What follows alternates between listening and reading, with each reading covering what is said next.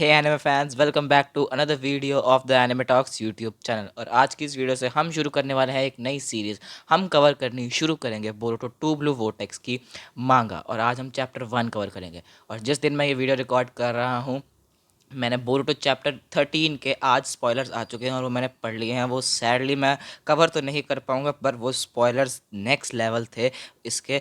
तो वो आगे आने वाली वीडियोस में हम बोरुटो चैप्टर 13 भी कवर करेंगे। सब्सक्राइब करके रखिएगा उसके लिए। So without wasting any more of your time, I am your host Karan, you are watching the anime talks YouTube channel. Let's get started.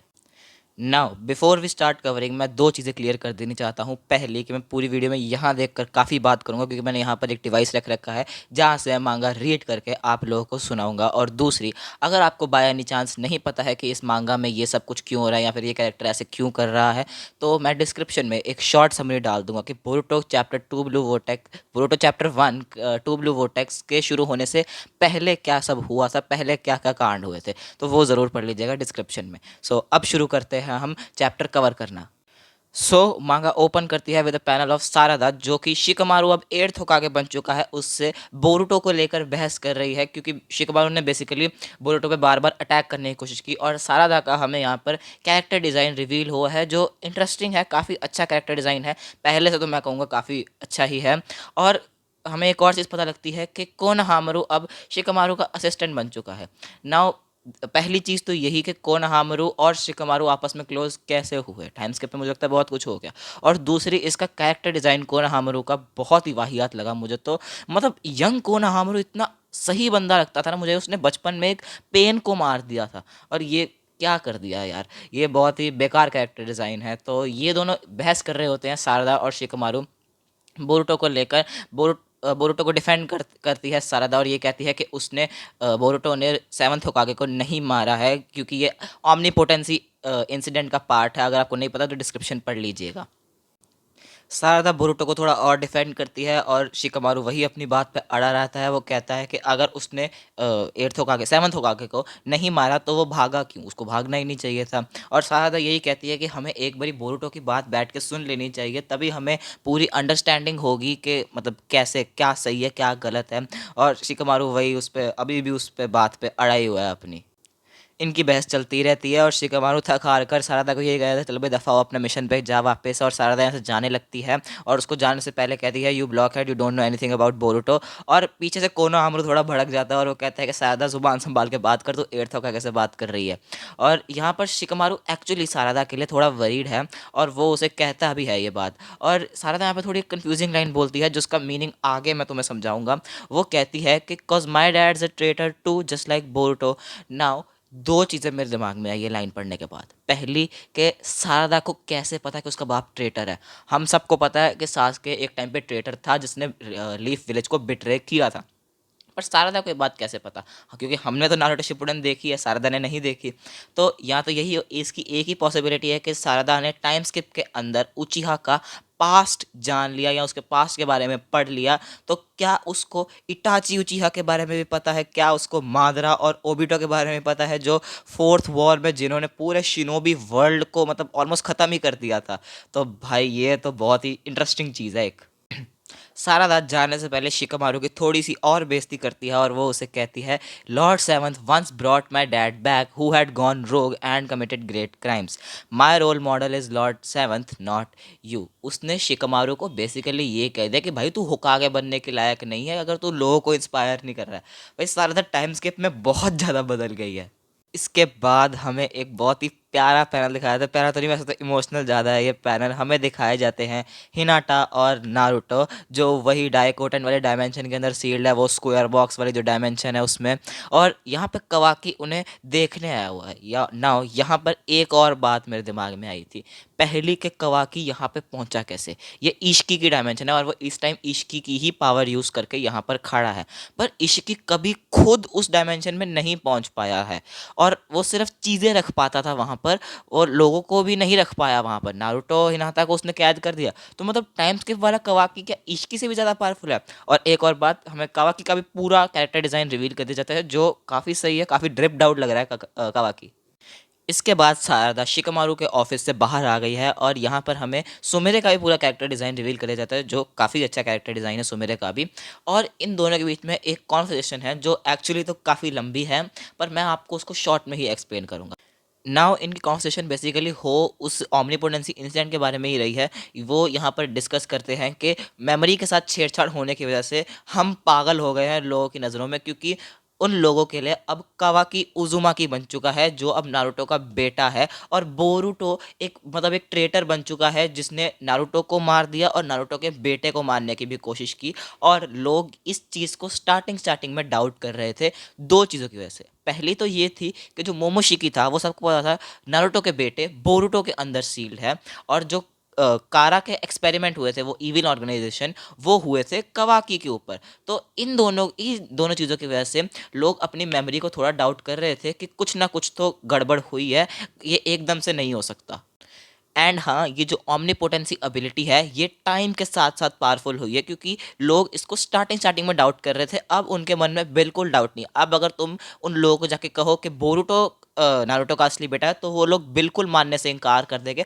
अगर तुम उन्हें कोई फिजिकल फोटो भी दिखा दो जिसमें नारुतो, हिनाता, हिमावारी और बोरुटो है, एक फैमिली फोटो टाइप, वो तब भी नहीं विश्वास करेंगे इस चीज़ को।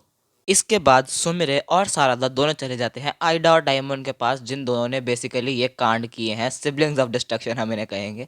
तो यहाँ पर आइडा तो मतलब बन जाती है लीवा और वो कहती है give up on your dreams and die, पर सारदा थोड़ी मतलब स्टबर्न टाइप है, वो ये सब कुछ ठीक करना चाहती है और वो आइडा से हेल्प मांगने आई है कि मतलब उसको वो कुछ सजेशन दे कि मतलब ये चीज़ कैसे ठीक कर सकती है। और आइडा तो स्ट्रेट हेड ये कह देती है कि मेरा इस एबिलिटी पे कोई कंट्रोल नहीं है, just like my ability to charm. Charm एक बेसिकली ये एबिलिटी है जिससे कोई भी अपोजिट जेंडर आइडा की तरफ अट्रैक्ट हो जाएगा, मेल फीमेल कुछ भी। सारा था पर थोड़ी स्टबन है, जैसा कि आपको मैंने बताया। वो आइडा से ये पूछती है कि चल अगर तू हमारी हेल्प नहीं कर सकती तो हमें कुछ बता ओमनीपोटेंसी एबिलिटी के बारे में, ताकि हम कुछ तो कर पाएँ। तो आइडा उन्हें थोड़ा-सा कुछ बताती है और वो कहती है कि जो ओमनीपोटेंसी एबिलिटी है ये एक ओत्सुज़ुकी शिनजुत्सु है। शिनजुत्सु मतलब वो जुत्सुज़ होते हैं जो सिर्फ़ और सिर्फ़ ओत्सुज़ुकीज़ ही यूज़ कर सकते हैं। और ये जो एबिलिटी की बेसिकली पावर है वो ये है कि वो किसी के भी डिज़ायर्स को रियलिटी बना देती है। तो कावाकी की ये डिज़ायर थी, उसने आइडा को ये कहा था कि बोरुटो और मेरी प्लेस स्विच कर दे, एंड बूम! ये बात हो गई सच। और इसके बाद हमें एक फ़ोटो दिखाई जाती है एक पैनल में उन लोगों की जो इस ओमनीपोटेंसी एबिलिटी से इफ़ेक्ट हुए हैं, और हमें ये भी बताया जाता है कि ये जो एबिलिटी है ये लोगों की मेमोरी को एक तरह से रीराइट कर देती है। जो कुछ भी उन्हें कावाकी और बोरुटो के बारे में पता था आज तक, वो सब कुछ रीराइट हो चुका है। एंड सैडली उस फ़ोटो में हिमावारी भी है। तो मुझे तो ये देख के बहुत बुरा लगा था यार, बोरुटो सब कुछ खो दिया है भाई बोरुटो ने। शारदा थोड़ा-सा फ्रस्ट्रेट होके उससे पूछती है आइडा से कि क्या इसको रिवर्स करने का कोई तरीका नहीं है, और आइडा आगे से कहती है कि मुझे अभी तो नहीं पता है, पर अगर तुम उन लोगों को समझाने की कोशिश करोगे असली ट्रूथ जो ओमनीपोटेंसी इंसिडेंट का है, तो वो लोग समझेंगे ही नहीं। और शारदा यहाँ पे काफ़ी अच्छा क्वेश्चन पूछती है, वो कहती है कि जो असली सच है वो ऐसे हम एक्सप्लेन करेंगे लोगों को कि लोग मान जाएँ उनकी बातें। और आइडा आगे से बहुत ही एक लॉजिकल जवाब देती है और वो कहती है कि उन इस बारे में सोचो थोड़ा कि क्या तुम्हारा दिमाग खराब नहीं है अगर तुम ऐसे उन लोगों को समझाने की कोशिश कर रहे हो, क्योंकि वो लोग तो अपनी मेमोरी को भरोसा करेंगे, वो किसी की भी बात को ऐसे क्यों मान लेंगे विदाउट एनी प्रूफ। वैसे तो प्रूफ भी काम नहीं करेगा। और आइडा आगे से ये भी कहती है कि मतलब इससे अच्छा तरीका तो समझाने से अच्छा तरीका तो यही है कि लोगों की पूरी मेमोरी से इरेट कर दो, बट उसमें एक बहुत बड़ा रिस्क है। और आइडा को अब यहाँ पर थोड़ा सा शक बैठ चुका है, आइडा और डायमंड दोनों को, कि सुमिरे और सारदा ओमनीपोटेंसी से इफेक्ट क्यों नहीं हुए।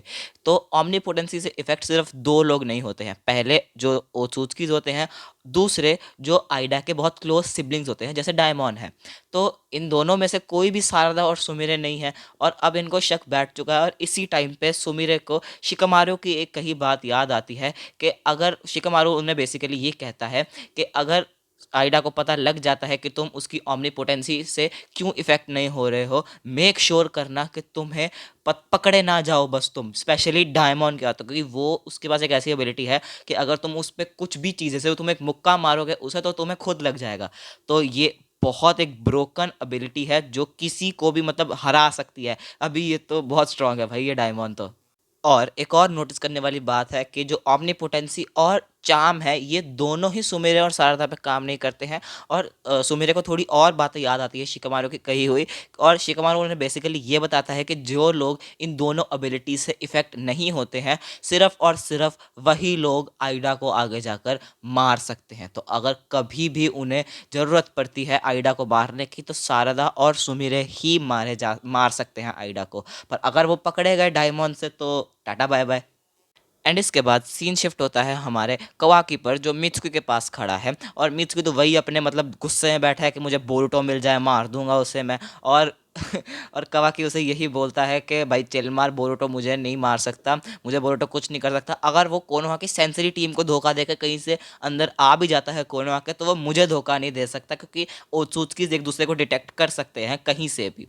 और इसके बाद मतलब जब मित्सुकी ये बोलता है कि मुझे बोरुटो को मारना है, तो वो कावाकी यहाँ से चले जाने की मतलब फिराक में होता है। और वो कहता है जो तुझे करना है कर, पर मुझे फॉलो करना बंद कर दे, मुझे ये पसंद नहीं आता। और कावाकी को एक तरह से आवाज़ पड़ती है कहीं दूर से, और वो कहते हैं कि कावाकी स्क्वाड सर्च हेयर। वो यहाँ पर उनको बेसिकली पीछे जो सर्च स्क्वाड होती है कोनोहा की, उनको कोड के क्लॉ मार्क्स मिल जाते हैं। कोड पिछले 2 साल से बेसिकली यही कर रहा है कि वो जगह जगह क्लॉ मार्क्स बिछा रहा है, पर वो कभी कोनोहा पे अटैक नहीं कर रहा है। और कवाकी वहाँ पे चला जाता है उड़कर। यस, अब वो उड़ भी सकता है भाई, पूरा ओत्सुत्सुकी बन चुका है ये तो।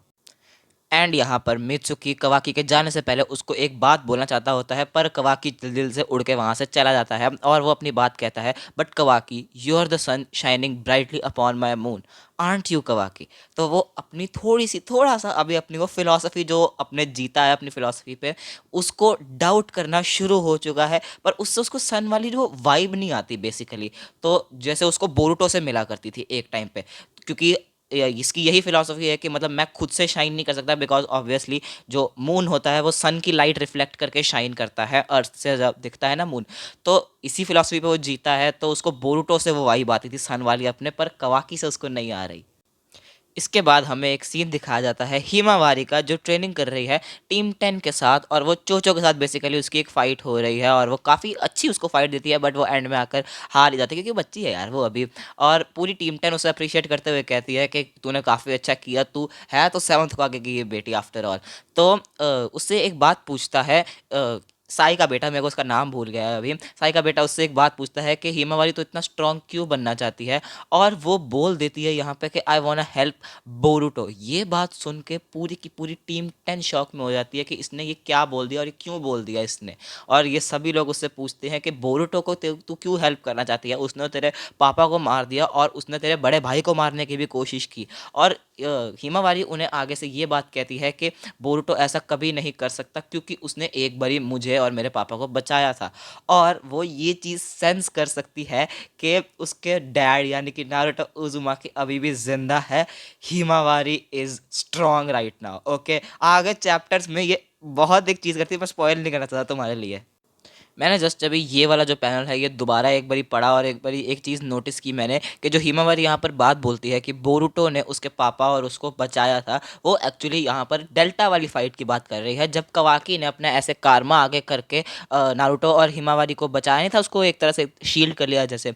तो वो उस इंसिडेंट की बात कर रही है। यही ओमनीपोटेंसी का कमाल है। वो था कवाकी, पर अब बोरुटो कवाकी की प्लेस पे मतलब चेंज हो चुका है दोनों की पोजीशन। तो अब हिमवारी को लग रहा है कि उसने बचाया था। भाई ओमनीपोटेंसी इज जस्ट ब्रोकन एबिलिटी है भाई वो।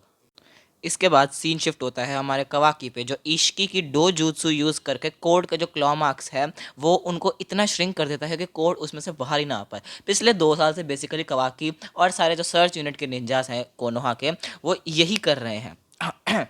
और इसके बाद हमें दिखाते हैं कि कवाकी एक उसको कुछ सेंस होता है बेसिकली, और वो एक निंजा की ऐसे मतलब पीछे जो कॉलर होता है वो खींचता है, और उसकी गर्दन के बैक साइड पे कोड का क्लॉ मार्क बिछा होता है। तो मतलब वो ज़मीन पे या सरफेस पे नहीं, वो इंसानों पे भी क्लॉ मार्क अब डाल रहा है। और हमें आगे जाके ये दिखाया जाता है कि विलेज में एक नॉर्मल इंसान के पीछे वही क्लॉ मार्क होता है, और उससे एक क्लॉग्रिम जो बेसिकली 10 टेल का सोल्जर है वो बाहर निकलता है, और वो स्ट्रेट अप तबाही मचानी शुरू कर देता है। पूरी कोनोहा की सेंसरी टीम जो चाकर डायरेक्शन टीम है वो पागल हो जाती है कि एकदम से ये कौन आ गया, पूरा मतलब हल्ला मच जाता है विलेज में। और हाँ, बाय एनी चांस अगर तुम्हें नहीं पता है कि ये क्लॉग रिम्स क्या हैं या फिर ये 10 टेल के सोल्जर क्या हैं, तो बेसिकली मैं तुम्हें सिंपल भाषा में समझाता हूँ। ये कोड के पास एक 10 टेल है और उसने उस 10 टेल का कुछ कुछ चाकरा एक सोल्जर, जो कि बेसिकली ये गंदे से दिखने वाले क्रिएचर्स हैं, उनमें डाल दिया है और वो अब कोड की कमांड पे कुछ भी करते हैं। Got it? इसके बाद हमें दिखाया जाता है कि कावाकी और सारदा दोनों टाइम रहते यहाँ पहुँच जाते हैं जहाँ पर ये सोल्जर्स आ रहे होते हैं, टेंटेल वाले बेसिकली, और वो उनको थोड़ा मारते पीटते हैं, थोड़ी अच्छी फाइट देते हैं। और हम एक इंटरेस्टिंग चीज़ होती है यहाँ पे, जो क्लॉग रिम को सारदा ने किक मारी होती है, वो नीचे पड़ा होता है, उसकी आंख से निकलता है एक और क्लॉग रिम, उसमें से निकलता है एक और उसमें से निकलता है हमारा कोड, जो सारदा के आगे खड़ा है। एक उसको बेसिकली डेथ स्टेयर टाइप दे रहा है भाई, वो बहुत डरावना लग रहा है। कोड इस भाई, कोड निकलता है जब अपने क्लॉगरिम से, वो सारदा को देख कहते हैं please to finally meet you Sarada Uchiha. और सारदा उससे थोड़ी पूछताछ करती है कि भाई तो यहाँ पे क्यों आया है, ऐसे फालतू में डिस्ट्रक्शन क्यों कर रहा है। वो कहता है कि मैं कोनोहा के लिए नहीं आया हूँ, मैं बोरुटो को ढूंढ रहा हूँ। और सारदा उसे जवाब देती है कि बोरुटो यहाँ नहीं है, वो 2 साल पहले चला जा चुका है। और कोड भी यही कहता है मैं उसे इसीलिए ढूंढने के लिए यहाँ आया हूँ क्योंकि मुझे लगा कि वो उसके पुराने दोस्त जो उसके बारे में, जो जिनके बारे में बोरुटो अभी भी केयर करता है, अगर मैं उनको टारगेट करूँ तो बोरुटो ऑटोमेटिकली आगे आ जाएगा। सारदा तो बहुत कंफ्यूज होती है। एंड नेक्स्ट पैनल में आउट ऑफ नोवेयर आसमान से कूदा या धरती में से निकला पता नहीं कैसे, हमारा बोरुटो वापस आ जाता है और वो कोड के मुंह पे पैर रखता है। भाई ये one of the best entries मैंने देखी है पूरी मांगा एनिमे, जो भी तुमने कहना है कह लो भाई। ये ऐसे कौन आता है, और वो कोड इस टाइम पे तुम देखो कोड का लिमिटर हट चुका है और वो कोड के मुंह पे पैर रख के एंट्री मार रहा है बोरुटो, तो तुम अंदाजा लगा लो वो कितना स्ट्रांग हो चुका है भाई टाइम स्किप में। बोरुटो की एंट्री पे पूरी कोनोहा की सेंसरी टीम पागल हो जाती है कि ये एकदम से एक कहाँ से आ गया, हमें फील भी नहीं हुआ, बस आया बूम। और सुमिरे कवाकी दोनों डिटेक्ट कर लेते हैं कि बोरुटो आ चुका है। कवाकी जो मतलब बोरुटो को पिछले 2 साल से ढूंढ रहा है, कोड भी 2 साल से ढूंढ रहा है, और कोनोहा तो मतलब उसको ढूंढ ही रहा है बेसिकली। वो उनके सामने कोनोहा में खड़ा है बोरुटो इस टाइम। वो मतलब ये क्या हो रहा है भाई, दिस इज पीक। कवाकी जो कि एक क्लॉगरिम से बेसिकली लड़ रहा होता है थोड़े लोगों को बचाते वक्त, तो वो अपने मन में सोचता है you finally shown your self Boruto. और ये चैप्टर खत्म होता है एक इतने कोल्ड लुक से। बोरुटो इसको देखो एक बारी ढंग से भाई, ये इतना बैड एज लग रहा है और इसके सामने बिना लिमिटर का कोड खड़ा है और उसको उसने आते ही डिसरिस्पेक्ट कर दिया भाई। ये क्या बन गया है ये टाइम स्किप में। और इसी के साथ हमारा चैप्टर 1 ख़त्म हो जाता है। नाउ गाइज ये चैप्टर तो इतना ही था, पर इसकी मैं पूरी मांगा कवर करूंगा जितनी जल्दी हो सके। आई नो मैं ये वीडियो बहुत टाइम बाद डाल रहा हूँ क्योंकि यार समझा करो मेरे एग्ज़ाम्स चल रहे थे, तो इसीलिए मैं बीच में वीडियोस नहीं डाल पाया। पर हाँ, अब मैं वादा कर सकता हूँ कि वीडियोस आया करेंगी भाई, मुझे माफ़ कर दो मैं बहुत टाइम बाद वीडियो डाल रहा हूँ। बट आई होप आपको ये मांगा पसंद आए हो। अगर आप चाहते हैं कि मैं इसके और पार्ट्स डालूँ तो प्लीज़ कमेंट में ज़रूर बताइएगा। लाइक शेयर और सब्सक्राइब किए बिना तो भाई जाना नहीं है, वो कंपलसरी है भाई। तो अब हम आपसे मिलते हैं अगली वीडियो में। Good bye.